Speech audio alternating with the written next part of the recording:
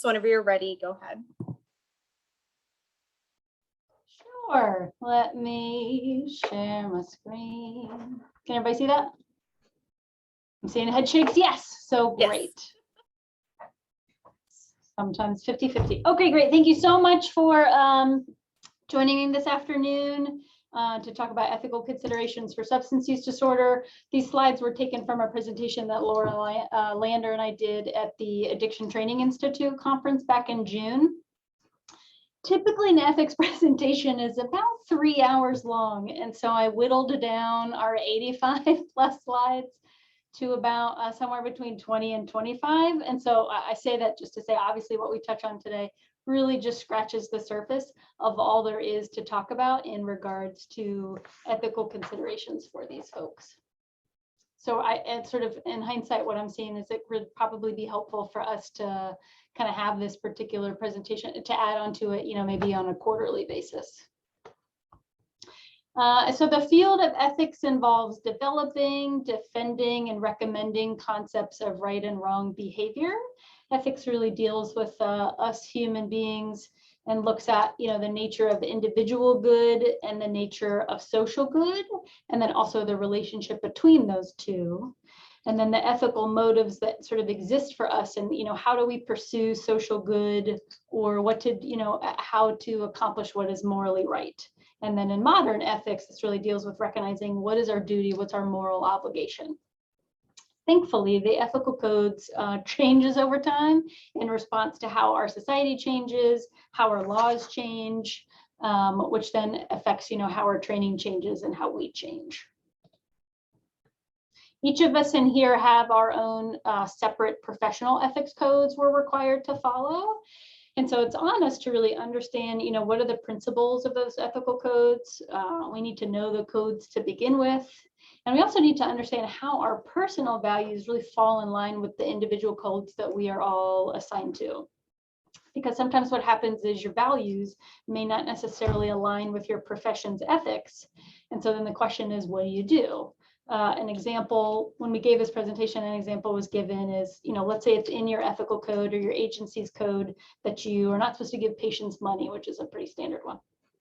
But let's say you come upon them in a remote area, you're driving in the middle of rural West Virginia, there's no cell service, you happen to come upon your patients and they're, broken down by a car, and they don't have they're not able to get a hold of anybody because no cell service, and they don't have any money to get a can of gasoline at the next available station. Just sort of an arbitrary example, but that is an example to go, okay, what would I do in that situation? Because these two different codes aren't lining up.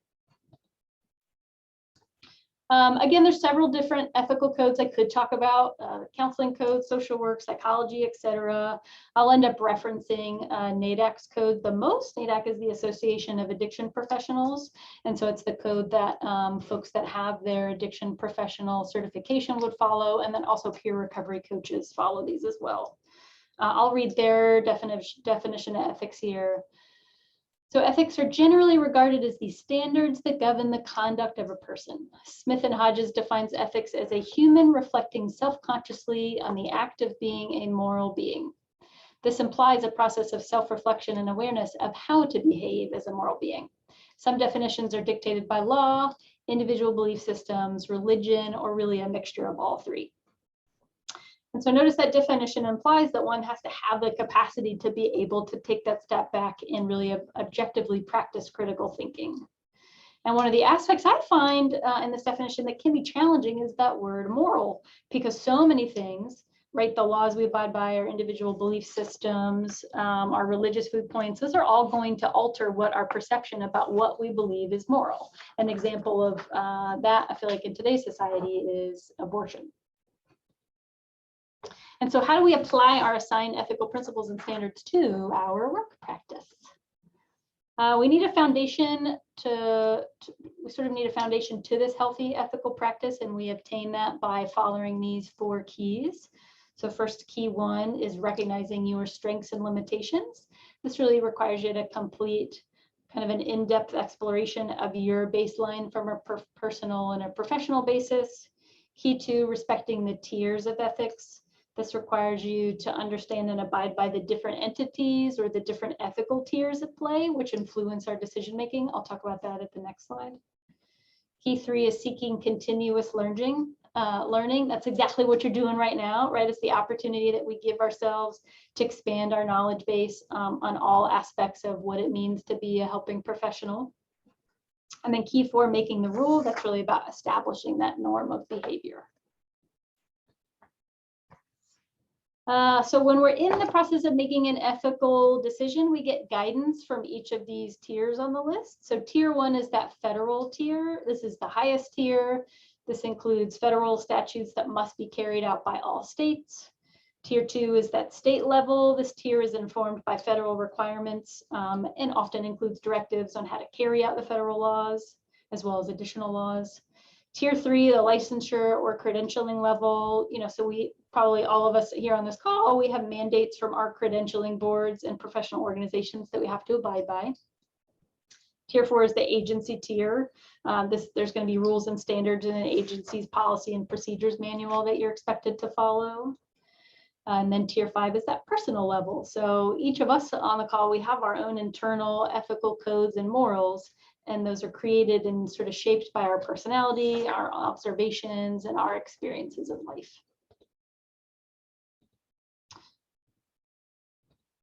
I don't know why I do that. Let me bring those up. So let's talk about an ethical dilemma. So it's a challenging situation in which it is difficult to decide on the most appropriate and most ethical course of action. Often in these dilemmas, you're going to have multiple ethical principles at odds with each other. And so to meet the need of one, you're going to have to compromise another one. So in these situations, it's often difficult, if not impossible, to make the absolute right or correct decision. It's really more about making the best decision that you can, given the circumstances. So here's my ethical dilemma. I'm having to decide whether to feed my chickens first or give my dog attention first. It was a true dilemma, so I just went with doing both at the same time, as I copped out. Okay, let's talk about the trolley dilemma. You may or may not be familiar with this, but it's a great concept to refer to when we're talking about the challenges of an ethical dilemma. So the basic premise of the trolley dilemma is that there's a runaway trolley barreling down the railway tracks. Ahead on the tracks, there are 5 people. I've said people here, tied up and unable to move.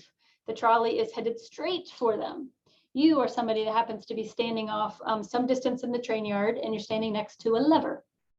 If you pull this lever, the train will go down a completely different set of tracks. However, you will notice that there is still one person on that set of tracks. And so you have 2 options. Do nothing and allow the trolley to kill the 5 people on the main track. Or you can pull the lever, diverting the trolley onto the side track where it still will kill 1 person. And so which is the more ethical option? Or more simply, what is the right thing to do? Is it better to save 5 people if it means killing 1? What about the fact that 1 killed would be by your own action? Does that change it? Does it make it more or less justifiable? And then another question to ask is, what if one of those people was a child? Would that change things for you? If this is bringing up any anxiety for you, it's sort of meant to. You're not necessarily going to encounter dilemmas this serious on the job, but you are going to encounter situations that do not feel good. And it's important to think about where your tiers, including that personal moral tier, are going to play a role in your decision making. So when we're faced with an ethical dilemma, we really benefit the most from the guidance of a decision-making model. This model here is really just a culmination of steps from various models out there. Some of you may already have your own model either recommended to you by your credentialing board that you follow, but oftentimes they are going to include a list of the steps here. So we'll review these together. So first step is really to seek consultation. So do not think that you have to make these tough conversations or tough decisions on your own. You deserve to seek out, supervision, consultation, support, whatever it is that you want to call it. If you work for an agency, utilize your supervisor on that job or some of your colleagues or maybe your agency management when you're faced with this tough decision. Number 2, clearly define what the ethical dilemma or issue is. What are the parameters of it? What is think about the who, the what, the where, the why. and then reflect also what's the impact of those decisions going to be on the client, on you as the worker, on the agency, and the larger systems. 3, identify the ethical standards pertaining to the issue. So doing this can really help kind of inform the understanding of the dilemma and the direction for deciding on a course of action. And this is a good time to read through your specific ethical codes here. Number 4, identify agency policies and legal issues pertaining to the issue at hand. Your agency should have a policy and procedure manual, or if not, management can help you with that. And it's also possible that your agency may have legal consultation available. Number 5, identify any cultural issues involved in the case, really both from the client's perspective and the tier's perspective. 6, revise the definition of the dilemma as needed. So, as you're reviewing the ethical standards, as you're reviewing the policies and procedures and the legal aspects of this, you may start to view the dilemma differently or see different aspects of it. And so all of that's going to kind of affect how you're conceptualizing the situation. 7, identify possible options. Again, using that support of your consultation team and the guidance of the tiers and principals, start to really lay out what your different options are here. That 8th step is going to be really developing that appropriate ethical response to the situation along with the support of your team. And then lastly, we want to document as appropriate. And probably your personnel agency has ways that you document that. Sometimes it's going to be in the patient's chart, sometimes it's not going to be in the patient's chart. I want to review some common ethical issues I hear about when I'm talking with our colleagues here at WV Medicine, but then also across the state, ethical issues that have popped up on these echo calls. And so the feedback that I hear the most about, or the questions I receive the most about, fall in the categories of boundaries, technology/telehealth, and then general self-care. And again, as I said, we could probably offer this really on a quarterly basis and come up with 3 other common areas we're getting questions from that time of the year. So what are boundaries? According to the National Council of State Boards of Nursing, I really like their definition. It's the professional boundaries are the spaces between the professional's power and the client's vulnerability. I really like that. Boundaries are what help make the relationship professional, helps make it safe for the client and for the provider, and helps set the parameters for the delivery of therapeutic services and the rules for what that interaction between patient and provider are going to look like. When we talk about boundaries in the mental health field, we're really talking about those guidelines and rules that help create that therapeutic frame. These boundaries are what can help distinguish our relationships with our clients from other relationships they have in their life. We don't want them to necessarily see us as a friend or family member. Our relationship has different parameters for it. Dual relationships, or sometimes called multiple relationships, those really refer to any situation where multiple roles exist between a professional and a patient. Ultimately, we want to try to avoid dual relationships when we can, as a way to avoid exploiting either accidentally or on purpose that inherent power imbalance in the therapeutic relationship. In small towns and rural communities, that is sometimes a little difficult. So if they can't be avoided, we want to talk with the patient ahead of time. So, you're both aware of what the set guidelines are for keeping the patient and the provider safe, and you really want to document that conversation. It's really also ideal to talk about this with a supervisor, because sometimes a dual relationship can seem appropriate or quote unquote innocent in the current circumstances, and that supervisor can help us think about, okay, what's going to happen if those circumstances change and this dual relationship starts to become problematic. Some boundaries are obvious and easy to set, and some aren't so, and this is where issues can sometimes arise. Boundary issues can be separated into 3 categories. So boundary crossings, boundary violations, and sexual misconduct.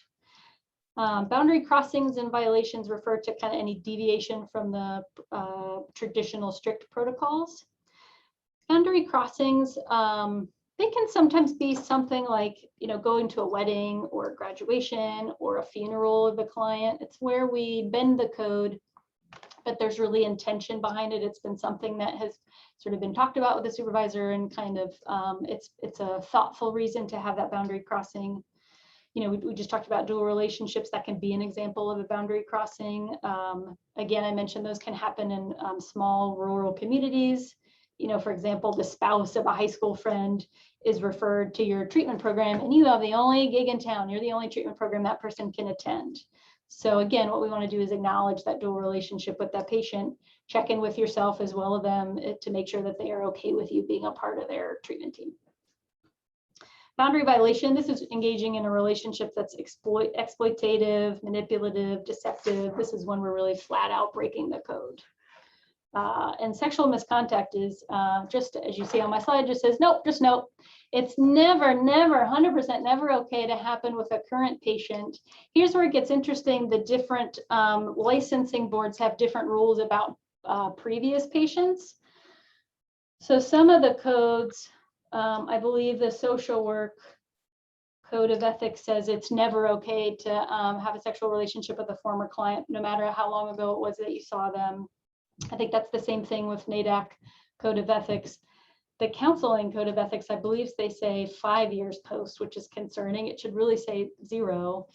And don't quote me on this. I think it's the psychology code of ethics that will say, at least not for 5 years out. And it's something along the lines of, we really recommend it never to happen except in extreme circumstances, which I find funny because I'm not sure what these extreme circumstances are that they're referring to. I don't know if it's like last 2 humans on planet kind of thing, but just don't.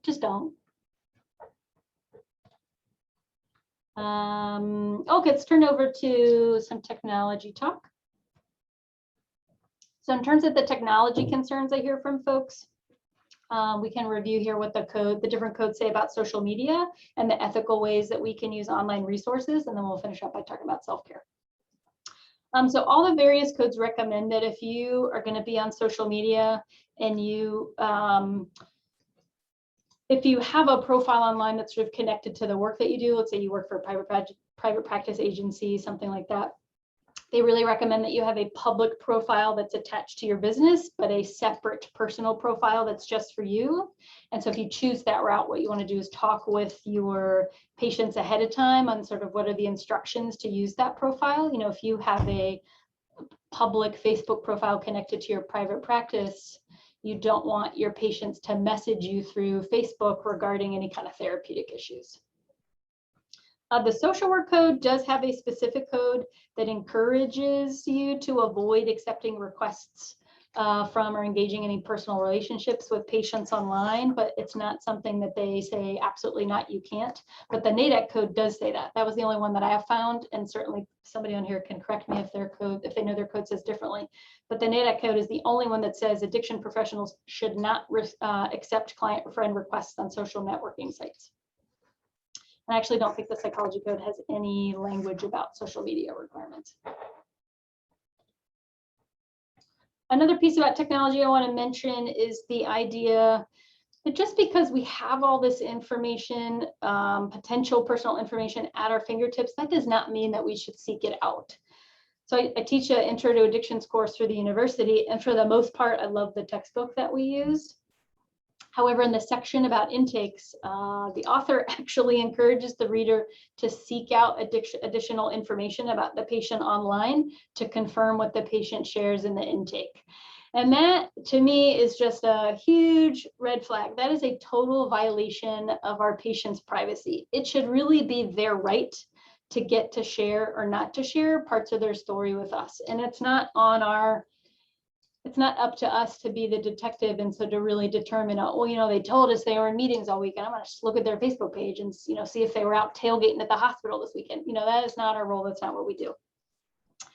I do know sometimes one of the sort of common ethical reasons I will hear from therapists when they utilize the internet to gather information, it's really if a patient is missing. So they may, look to see if the patient maybe got in jail, or sadly, sometimes we end up searching for obituaries. So I think when we're worried about patient safety, it's okay to do that. And also just so there is a similar code about treating our colleagues the same way too. We want to be gathering info for them in a really respectful manner. In regards to ethical challenges related to telehealth, that could be an entire ethics presentation in and of itself. So I'm just going to note a few here.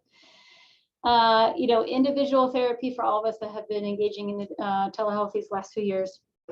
For some of our patients, it's really been a challenge for them to treat their therapy hour as sacred as they do when they come into our offices.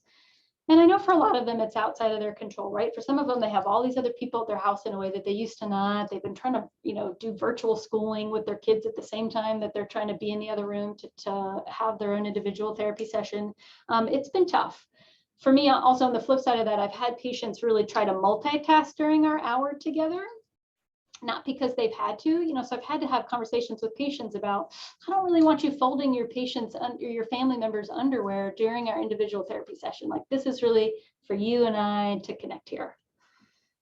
Group work has definitely brought up some confidentiality issues too, and just making sure that we're creating a safe space for everyone. I know we've talked a lot about that here in these echo sessions.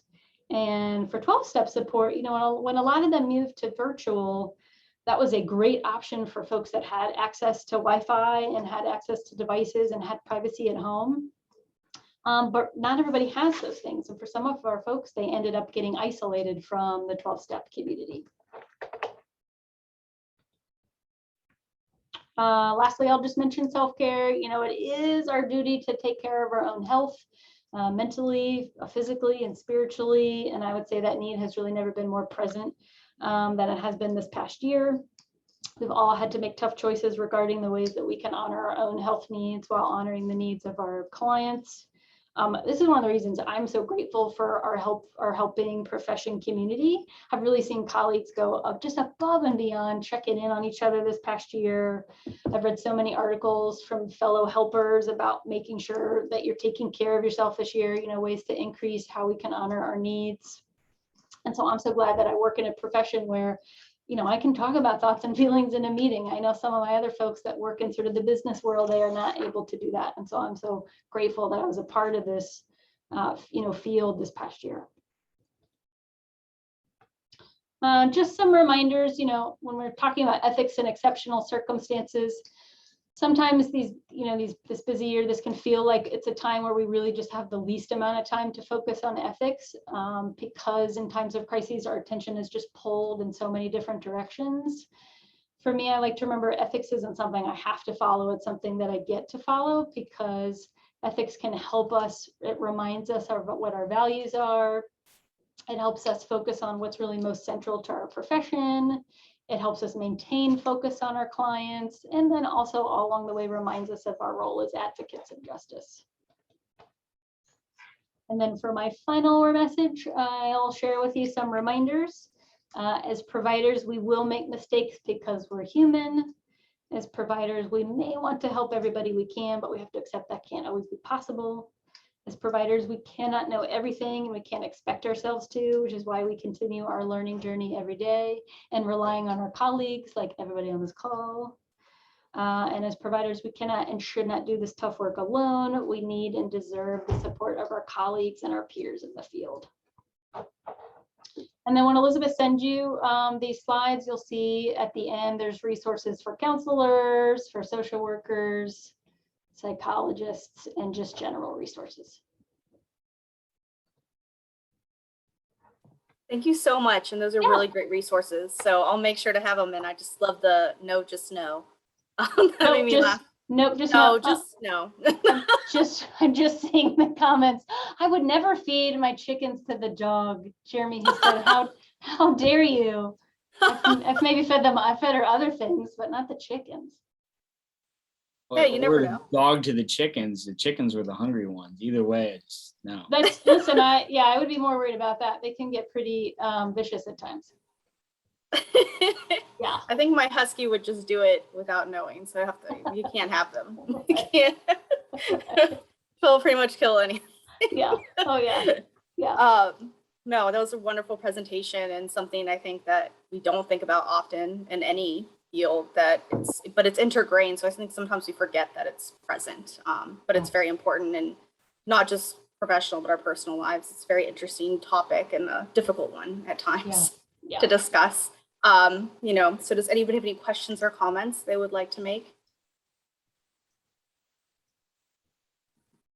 I just saw Fred, I saw your comment also. That's great. I don't have a question. question. I just wanted to reiterate what Elizabeth said. It was such a great presentation, and you always do such a wonderful job presenting it and including photos that I love. But thank you so much, Katie. Just for you ladies, you're so welcome. And also open to, maybe on a, twice a year or quarterly, I wonder if it would be helpful to kind of poll the group for kind of common ethical, hiccups they're running into. Because for me, I can't speak for everybody else in here. For me, they tend to come in waves. I feel like I sort of never end up dealing with this issue. And it seems like a couple times in a month, it's like, oh, wow, I've been dealing with CPS calls in a way that I don't typically have to, or I've been dealing with, ethics issues in a way that I haven't had to. So if maybe there's any kind of pattern, we could kind of revisit this with different, the second half can always be kind of what are the common things people are running into. I think that's a great idea.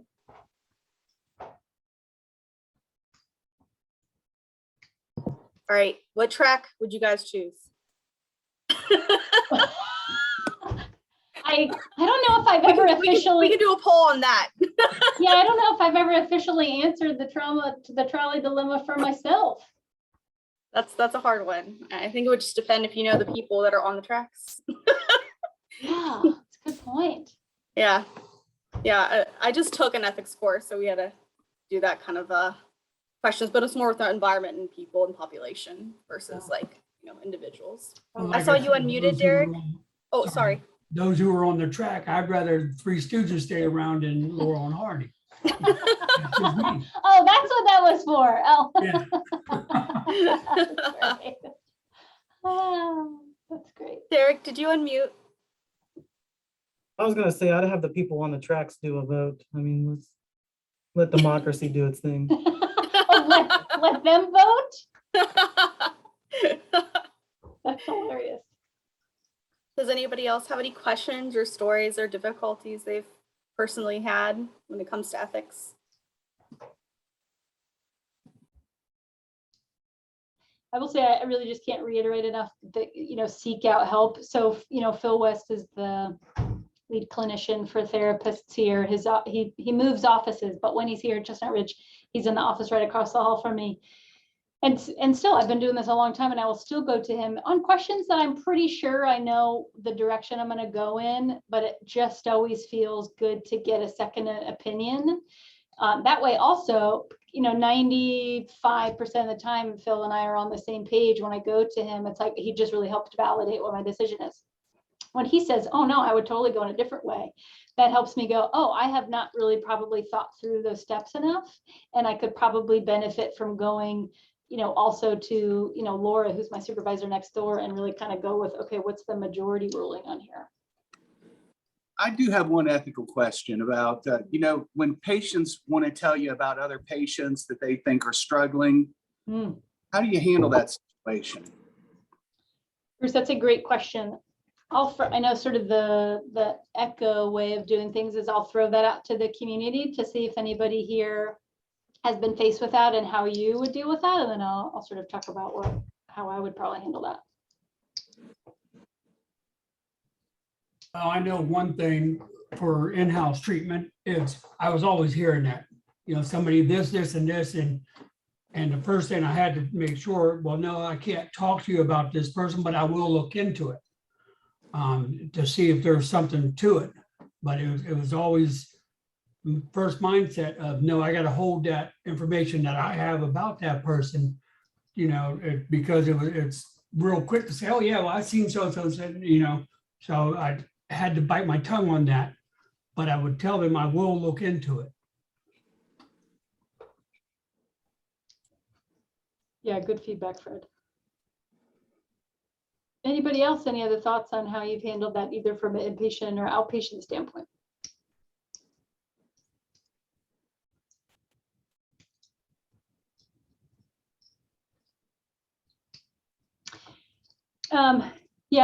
That's a great question. So I'll talk about that from our kind of outpatient coat group perspective. Typically what'll happen is, so let's say I'm in a group with let's say Jeremy and Olivia are patients in my group, and Olivia calls me and says, hey, I want to let you know that I saw Jeremy, he was using out in his car before he came into group or something.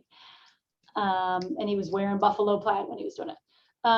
Then I would say, Olivia, I appreciate you sharing that information. I'm going to keep that confidential between you and I. And it's very similar to what Fred said is, probably what I'll do is sort of bring this to the treatment team and we'll look into it. And sometimes the treatment team is going to be aware of like, oh, there's been all kinds of stuff going on between Olivia and Jeremy, and they're really just they've just been in tons of conflict in group. And so I'm going to get that feedback in one particular way. Or if that's, really out of character for sort of Olivia to share that information, it may lead us to make sure that we test Jeremy at the next group, or make sure that we send his test out for confirmation levels, but we're not going to, we wouldn't do anything about Jeremy's treatment or act on, I don't know, for example, removing him from treatment sort of just based on what Olivia shared with us. Olivia would narc on me. You better believe it.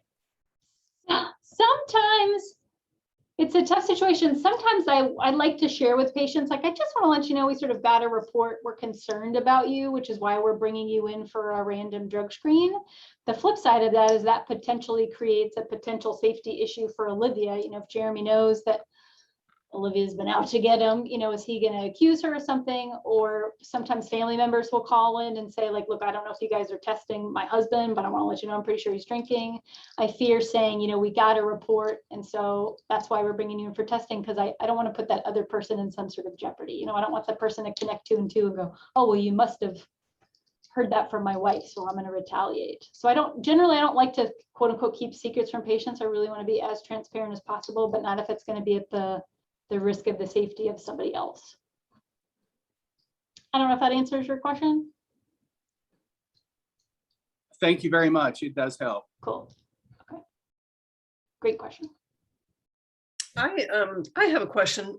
We're working through the ethical challenges of collaborating with the local drug court. And it's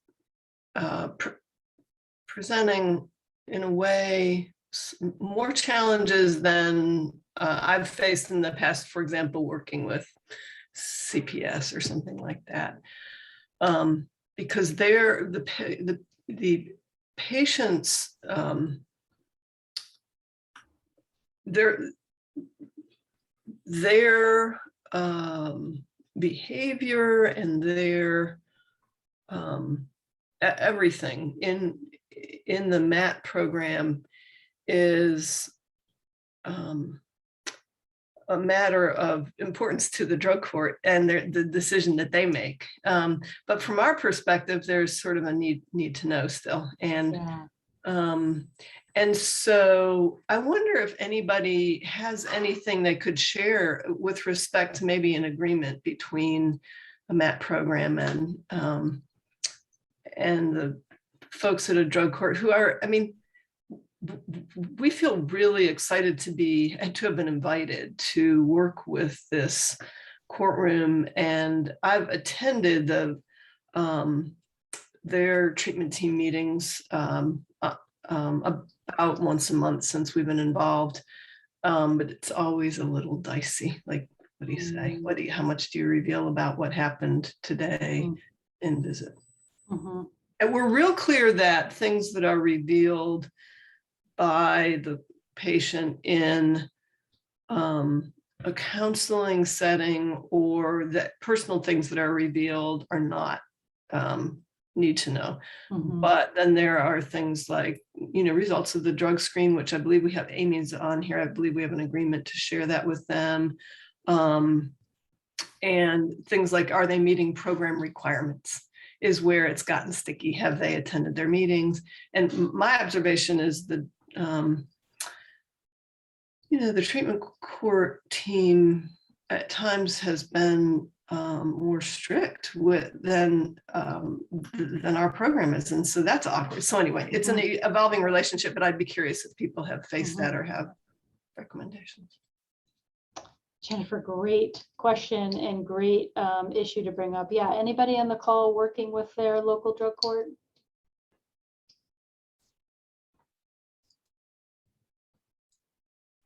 Yeah, the one main thing I made sure is they had a release of information to be able to even tell them anything, because we're not obligated, from my understanding, when I was with Center for Hope and Healing, we're not obligated to release any information to the drug court if they don't sign a release of information.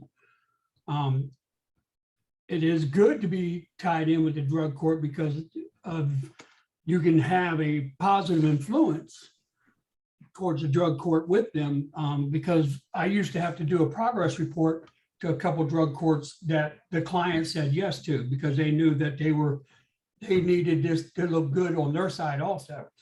And so with that progress report, I was able to work with them and go that route. But if they don't have a release of information, I didn't say anything to the drug court.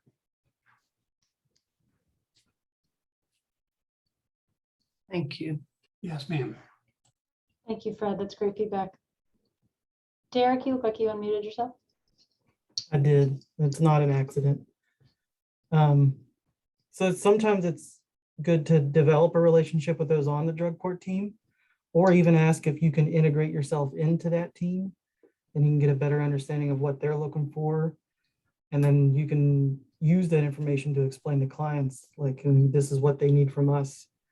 And then when they do that release of information, they can specify exactly what they want to go. But also, if they're just looking for like progress reports and you're just going to send them a memo once a week or once a month, then, the old cop in me would say it comes down to how you articulate things. Are they meeting, the standards? Are they in good standing? And then you can even throw in there like, hey, yes, they're in good standing, but they missed, 2 appointments this month. So not to say that we're going to throw them under the bus, but also be like, hey, if they got POs checking in on them, or if the judge is like very invested in this, then maybe that's information that they do need to know. But also kind of emphasize that, hey, they're doing a really good job right now. They're just maybe struggling and they need closer eye. Derek, that's a really good point, that it's often about how we're wording those reports, because you're right. You could say, well, this patient is compliant with the program, without saying, well, they had a relapse, but also after their relapse, they reported that relapse to us. They did everything else they needed to do, without trying to have to report every single black and white detail. I like to try to be as broad as possible. But you're right, Jennifer, that sort of comes down to the agreement. And I think what's frustrating is patients, Fred, great advice that we want to have them sign consent forms, but a lot of times what happens is patients feel like they don't have a choice. They sort of forced to, if I don't sign this consent form, well, then I can't participate in drug court. I can't participate in your program. So I don't have a choice but to sign away my confidential medical information. And I feel frustrated for that when that happens. They're frustrated when they come to our program because they don't have a choice. Their choice is jail Yeah. or the program. So it definitely has thrown the team for a bit of a loop, and we're getting through it, but it's one of the things you were saying about mandatory is then I make sure, well, what don't you want them to have, unless the drug court comes up and says, I want this, this, this, and this, which normally they don't. They just want to know that they're within the program. So then we look at it as like, okay, what information do they want and what information do you not want to give? So that's where that release of information also works both ways. very helpful. Thank you, everybody. Thank you so much for sharing that.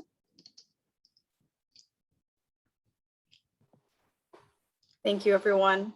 Really great discussion following.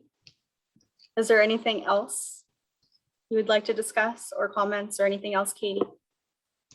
Oh, not on my end. No, thanks so much. Thank you so much for your time. All right, so looks like if there aren't any other questions, we have about 15 minutes left. So I will go ahead and launch the poll, and our next session will occur on September 13th, and Laura Lander will be discussing stigma. One Give me a question, moment. Jennifer. Yeah. Oh, sorry. Go ahead. How did she work that out with the drug court? Did she contact them, or did they contact her? Because that's interesting. I'd like to be able to do that, and I'm not sure how to go about it. They contacted our director, who is Angela Barker. And it was because a person who is on the treatment team at the drug court is affiliated with our organization and really thought that we should be present. Nice. Mhm. Thank Yeah, you. it's been really a privilege to see how drug court works. I mean, I just have tremendous admiration for the judge in particular and the probation officer who's kind of the lead there. And then to see the way it runs, it's nice. And it's been tricky to integrate. So Jennifer, what I can also do is send you, hold on, I gotta look at my email, so I'm gonna not be looking at you. So Dr. Berry created a course with the Addiction Policy Forum. That's it's meant to help educate judges and court staff on FDA-approved medications to treat opioid use disorder. So I'm realizing that's not answering all your things, but I think it looks like it's a 30-minute course. I haven't taken it myself. He vouches for it since he created it, but that could maybe help with some of the. It's possible that you would watch that and go, I could really see where this could really help the drug court folks. right, and it'll show me what they expect to. There was a whole echo for judges, right, Mitra? Yeah, we did have one cohort, and we're actually trying to start up another cohort. So we're still TBD on that. We're waiting for their end to come through and update us, but it was a wonderful collaboration. And some hub members on here today were part of that as well. So Elizabeth, I'll send you the email with that online course to then forward to everybody else. Perfect. Thank you, Fred. Fred, you're on mute. Yep. I was about to say, can you send that to me also? Yeah, Just so I absolutely. can have it. Absolutely. Thank you.